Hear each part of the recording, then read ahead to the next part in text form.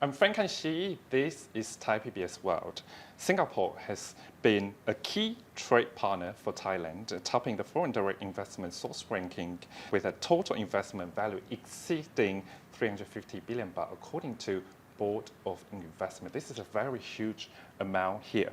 And this year, 2025, marks a significant milestone for the two nations, underscored by the Prime Minister's visit last year, which has further strengthened the two countries' relations. Joining me now is the ambassador of Singapore to Thailand, Ms. Catherine Wong, to give us insight about relations between two countries. The ambassador, thank you for your time. Thank you. I think the first question we have to talk about is that this year is very, very important for two nations. How does the Embassy of Singapore plan to commemorate this 60th anniversary between two countries? Okay, let me start by first, saying very briefly about our relationship between the two countries. Singapore and Thailand are very close partners. We are long-standing partners. We work well bilaterally, also in the region. But we first established relations on the 20th of September 1965. I'm not sure how many of our viewers know this, but 1965 was a significant year because that was also the year that Singapore gained its independence. And naturally, Thailand was among the first few countries to recognize our independence, and hence, we established relations in 1965. So this year, 2025, we celebrate a significant milestone. It's 60 years of diplomatic relations, and obviously, we have to mark the occasion. But actually, our bilateral ties date back a lot longer, pre-1965. In fact, I think this is a little known fact, but the very first overseas visit by a Siamese monarch was actually by King Rama V, King Chulalongkorn, when he visited Singapore in 1871. We're very proud of this fact. It's a little known fact, but it's something that we talk about very often. And since then, our relations have grown to become very broad-based, very multifaceted in spanning many areas, whether it is politics, economics, in defense, in education, and of course, the people-to-people ties have also grown over time. To mark the 60th anniversary this year, the embassy actually has been very busy, working very hard to organize a series of activities, events to commemorate the occasion. And we started off by organizing a logo design competition. This was towards the end of last year. And the logo is meant to mark the 60th anniversary. We received a healthy number of entries, I think a good 70 over entries from both Singaporean as well as Thai participants. We have found a winning design. The embassy is organizing a reception where we will unveil this winning design and officially launch the use of the logo for all our commemorative activities that will be happening. So I think this is a good way to kick off the celebratory activities that we will have this year. Beyond the logo design, we have other activities in the pipeline, obviously. To showcase the very close defense ties that the two countries have always enjoyed, we will actually have a Republic of Singapore Navy vessel that will be making a port visit here in Thailand. And we will then use the occasion to organize a reception on board this Navy vessel, where we will then invite some of our partners, both in the defense establishment, the military establishment, but also members of the diplomatic corps, as well as many of our Thai partners who are here. This year, we are also expecting several high-level visits. We had our Prime Minister, Mr. Lawrence Wong. He was just here in November last year for his introductory visit. So at some point this year, we are also expecting Prime Minister Phay Tong Tan to visit Singapore. It will be her introductory visit.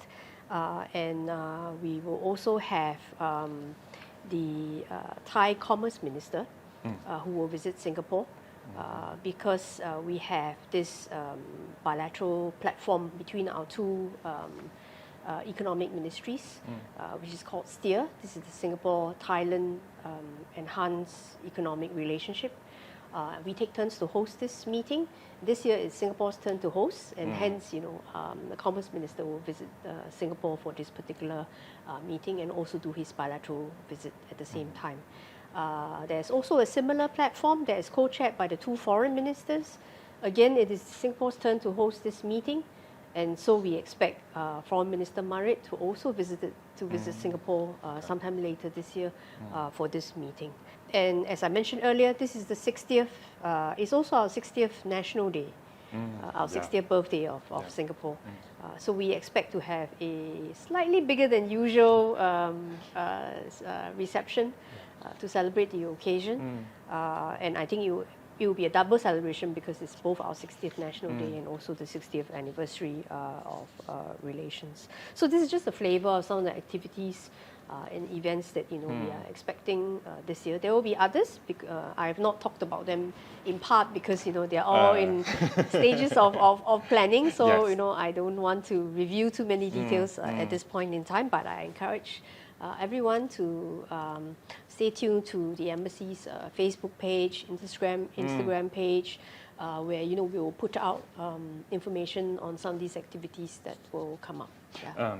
As what you said, actually there are so many important activities coming up, visit and the collaboration from the historical perspective to modern nowadays. We can see no matter it's Prime Minister, of course our Her Royal Highness Princess Sirintong just visited Singapore earlier in this month. So it's very, very important there.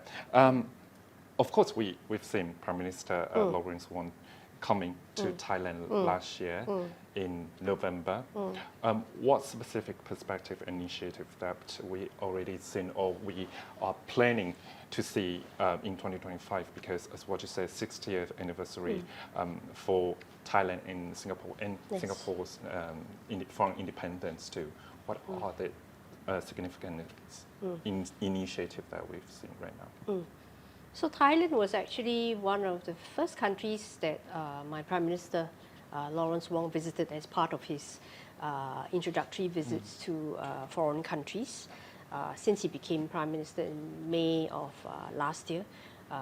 We were also very honoured that actually Prime Minister Lawrence was the first foreign head of government that Prime Minister Paetongtarn actually hosted on a visit in Thailand. Our Prime Minister was very appreciative of the personal attention that PM Paetongtarn paid to the organising of the visit, right down to the colour of the flowers that was there for both the meeting as well as the lunch that she hosted, as well as the background music, that was going on during the lunch reception. There were some Singaporean songs that were being played by the Thai musicians. And our PM was also very honoured that he had the opportunity to have a royal audience with Their Majesties, the King and Queen of Thailand.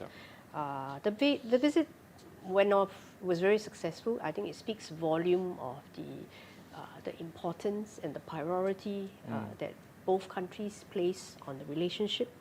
The two prime ministers had a wide-ranging discussion to take stock of what we're currently doing in terms of our bilateral cooperation. But at the same time, they have also identified several new and emerging areas of cooperation that the two countries can work together, specifically in the area of the digital economy, in carbon credits trading.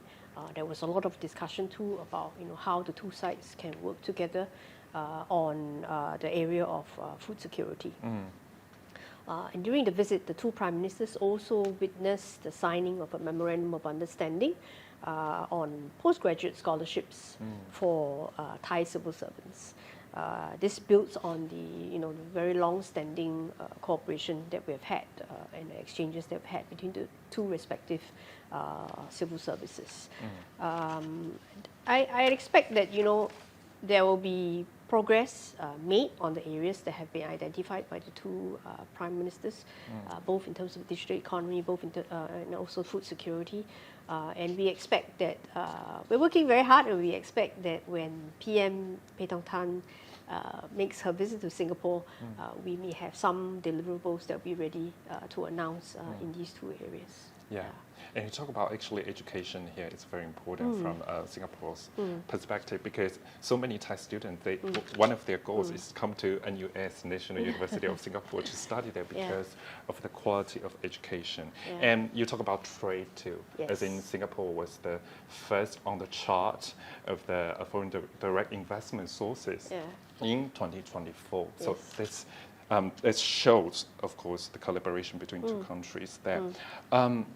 One part that actually Thai people, they will be surprised about Singapore's technology is smart city initiatives and technology, the urban planning that Thai people, when they travel in Singapore, they would be really happy to see the greenery there, the urban planning, the new style of building in Singapore. So what do you make of the smart city initiative and urban planning and technology in Singapore that could impact Thailand for greater development?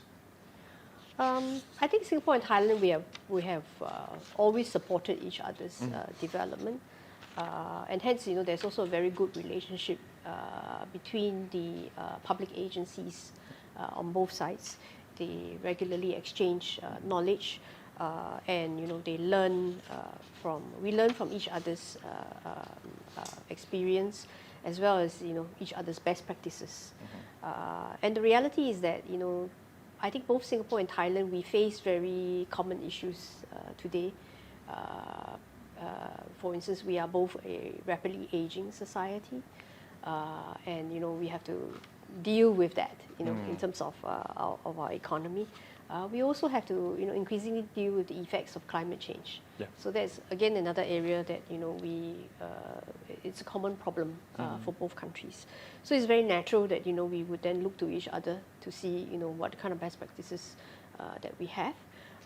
So over the years we have always had very regular exchanges between the agencies on both sides. So in 2023 at the Sustainability Expo, we actually had our Executive Director of the Centre for Livable Cities, Hugh Lim. He was one of the speakers, and he spoke on challenges of a super aging society, as well as rising sea levels caused by climate change. And then on the other hand, on the reverse, we had, just last year, we had the governor of Bangkok, Chachat. He actually visited Singapore to attend the World Cities Summit, where he delivered a speech on the topic of paradigm shifts that is needed to build future cities. So the two sides, have been, there's always been very healthy exchanges on this area. More importantly, I think in the area of digital economy, you mentioned how Singapore leverages technology. We have to, because we are a small country, we have a small population, and hence we have to make use of technology to help us. At the same time, I think in terms of the digital economy within ASEAN, ASEAN is expected to grow to about $1 trillion by 2030 in terms of its digital economy. And with the very high penetration, internet penetration rates that you see in both Singapore and Thailand, I think these two countries are very well placed to sort of seize the opportunities in this very fast-growing digital economy. So at the regional level, Thailand is currently chairing the negotiations for the ASEAN Digital Economy Framework Agreement. And when it is completed, DIFA will definitely help to accelerate the region's digital transformation, and at the same time, it will help to deepen our economic integration. So Singapore has been very active in terms of supporting Thailand's efforts in this area, and we will continue to support Thailand and hopefully bring DIFA into fruition very, very quickly. We are also bilaterally. We are also, I would call us pioneer partners in the area of digital finance. So, for example, in 2021, the two countries established the world's first real-time payment system linkage between Thailand's PromptPay and Singapore's PayNow. So it was the first of its kind in the world.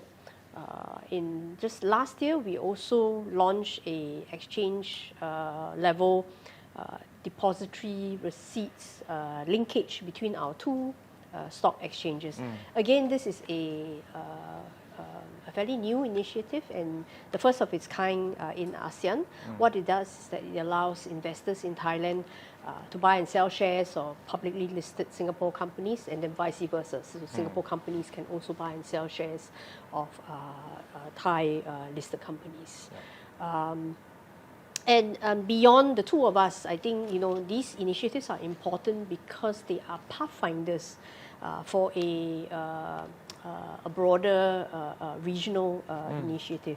I mentioned the real-time payments system linkage, and actually currently there is a project called Project Nexus that the central banks of Singapore, Malaysia, Thailand, Philippines, and also India are basically working together to basically link up into a more global network of instant cross-border payments, because each of these countries have their own instant payment system. We have PayNow, Thailand has PromptPay, Malaysia has something called Do It Now, Philippines has something called InstaPay. I cannot remember the name of the Indian equivalent, but basically once this materializes, it will basically help to facilitate cross-border payments, and definitely this will help trade as well.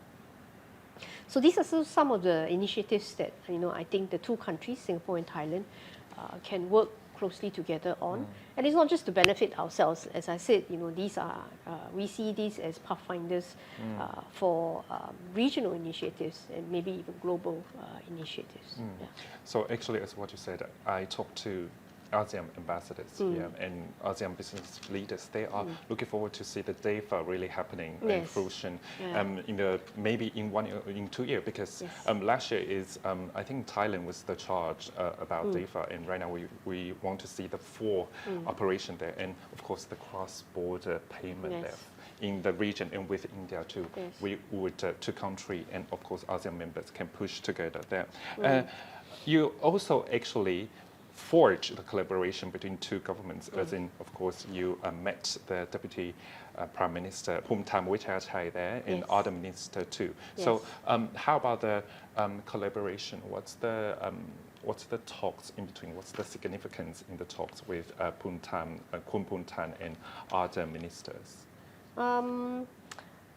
Those meetings were actually part of my my introductory meetings with the different cabinet ministers, because as you know, I'm also quite new in Thailand. This is still my first year here, and hence it's always good to touch base on what we do together as two countries. With Deputy Prime Minister Phumtham, his current responsibility is that of defence, and as I mentioned to you before, we have very good defence ties, and hence that was one of the things that we talked about. How do we build on this very good foundation of defence ties to strengthen those ties. But Deputy Prime Minister Phumtham was until very recently also the Commerce Minister. So naturally, he's also quite into looking at how the two countries can sort of enhance our economic relationship. And on this, maybe I just maybe talk about two areas that actually we do quite a bit of cooperation on. One is of course education. Then of course there's tourism, which is actually one of the big economic drivers of the Thai economy. Maybe I first talk about tourism. In terms of tourism, the tourism numbers have really bumped up in Thailand, but actually Singapore is one of those countries that contribute quite a huge number of tourists here in Thailand. Last year, our tourist numbers, visitor arrivals from Singapore was something like, I believe, over 1 million. This is a sizable number especially when you consider that our population is only 5.9 million. So that means that 1 in 5 to 6 Singaporeans would have visited Thailand every year. And I think this number will continue to grow. But beyond just Singapore tourists coming to Thailand, one of the things that was started 2 years ago was the respective economic ministries created this task force on cruise tourism between Singapore and Thailand. And what the task force is trying to do is to look at how the two countries can work together to promote cruise tourism. Because we shouldn't just look at tourism numbers in a zero-sum way, meaning it's just tourism numbers in Thailand or just tourism numbers in Singapore. Rather, how do we work together to bring tourists from outside of our region into our region, and when they are here, they will visit Singapore, they will visit Thailand, Malaysia, Indonesia, and hence, it benefits the whole region. So that's tourism. In terms of education, now education is actually an area where we have long work very, very closely with Thailand. At the government level, there's a very good and close relationship between the two education ministries. But at the school-to-school level, there's also a lot of interactions. In fact, by our own count, and this is probably not, we don't have all the numbers, that we have more than 70 schools in Singapore that have school twinning programs with the counterpart schools here. Our universities, our polytechnics, also have various interactions and partnerships with their counterparts here as well. And these partnerships, includes faculty exchanges, student exchanges. There's also joint research. In fact, just last week, I visited the Chilada Institute of Technology. And I was very happy to learn that the Chilada Institute of Technology also has existing relationships with 3 of our polytechnics: Temasek Polytechnic, Republic Polytechnic, and Singapore Polytechnic. And they want to grow the relationship with more institutions. And in fact, we currently have 2 students from Republic Polytechnic that's actually doing their internships here at Chilada Institute of Technology. Over and beyond that, we have something like close to 200 students from our universities, polytechnics. Every year, they spend 6 months to a year doing internship programs here in Thailand with Thai companies, because Thailand offers a very safe, a very conducive environment for them to do their internships and for them to learn while they are on their jobs while they are doing these internships.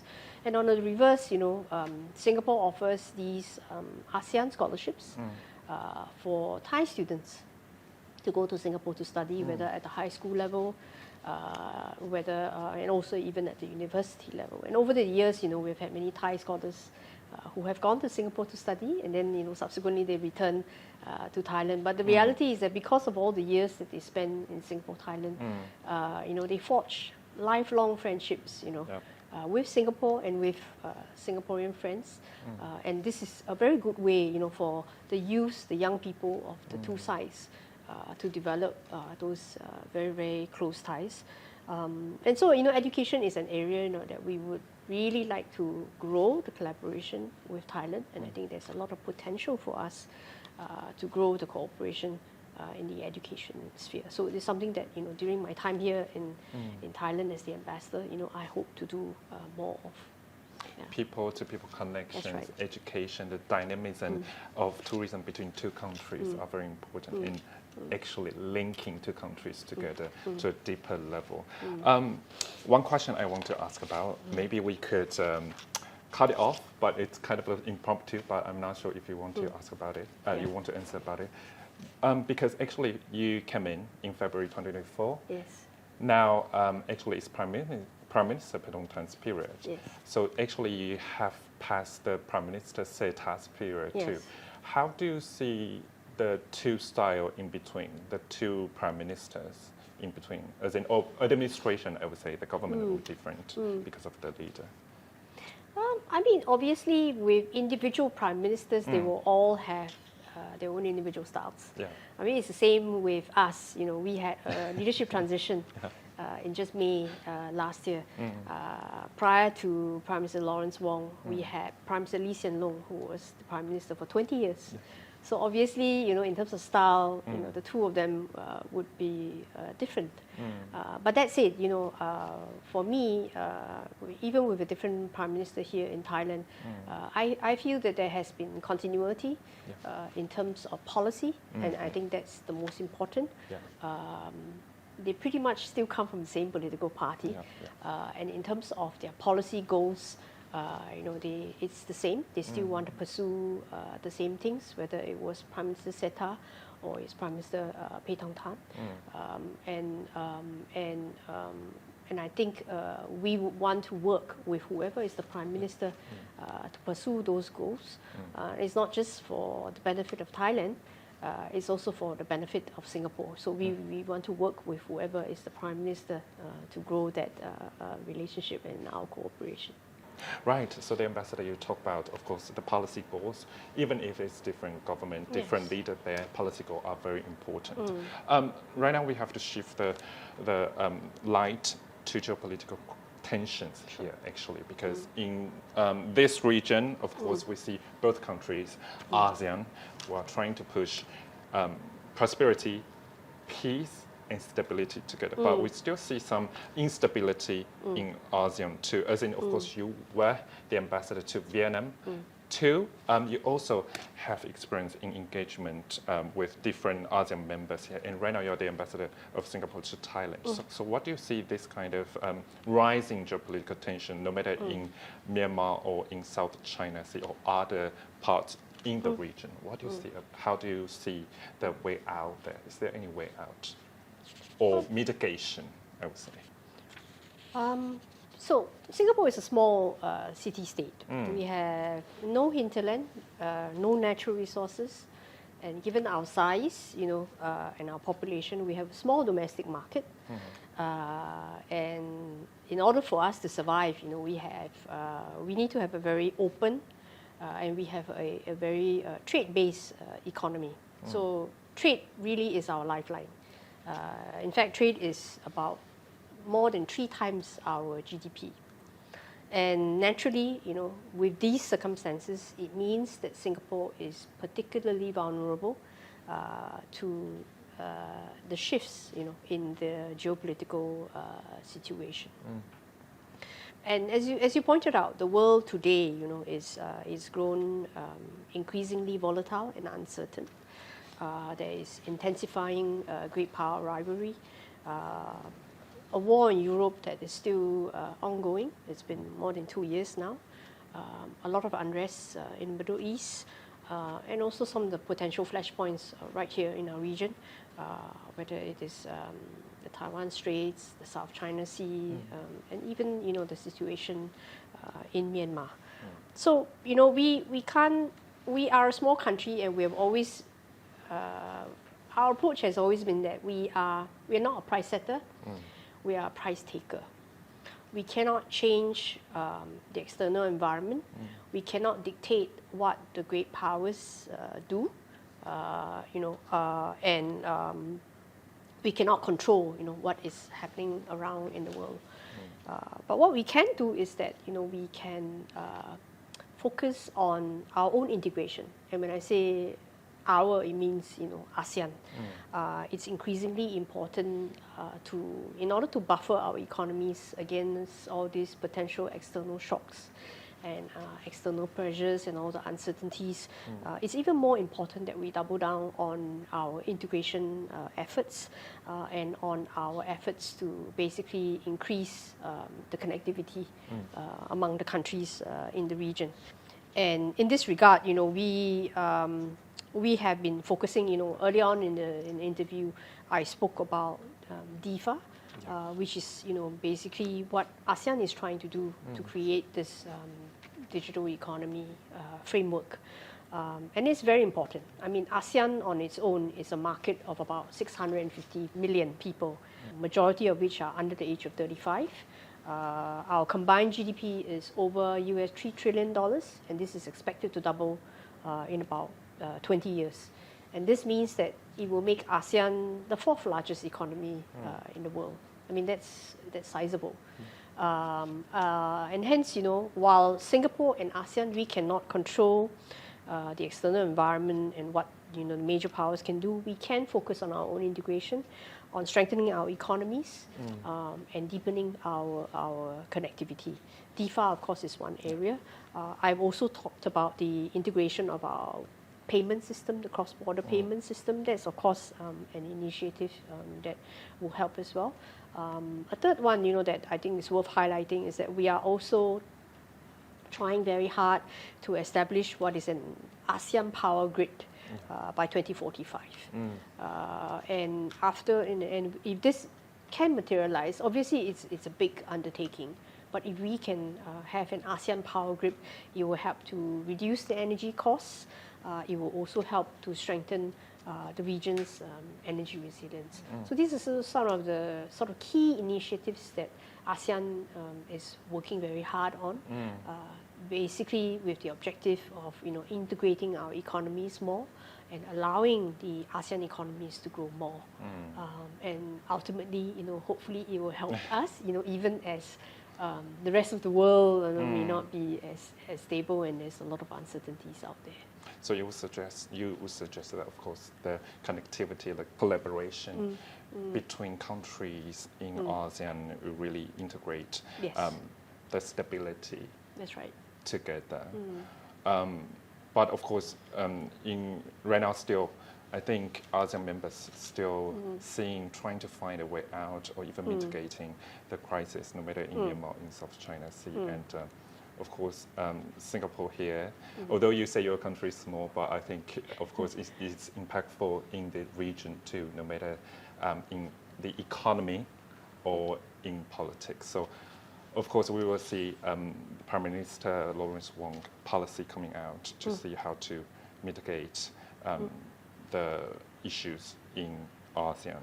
And right now, the first priority, of course, as what you say, is to push for the connectivity.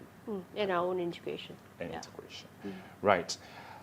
All right. I think we should go through the soft topics right now. Of course, you came to Thailand February 2024. Yes. This is just the first year for you Yes. as the ambassador to Thailand. Yeah. Because actually during your past experience, you mostly focus on Asia Pacific in ASEAN too. What's the speciality of this region, and what strikes you the most about your experience in Thailand? So I haven't been in Thailand that long, but in all my postings overseas, I've always made it a point to travel beyond the capital city. And whether it was in Vietnam, whether now in Thailand. So in Thailand, I have to remind myself that Bangkok is perhaps not representative of what is Thailand or what Thailand has to offer. And in my short time here, even I have managed to travel to a few places outside of Bangkok. I went to Nong Khai. I was in Chonburi. I went to Kanchanaburi.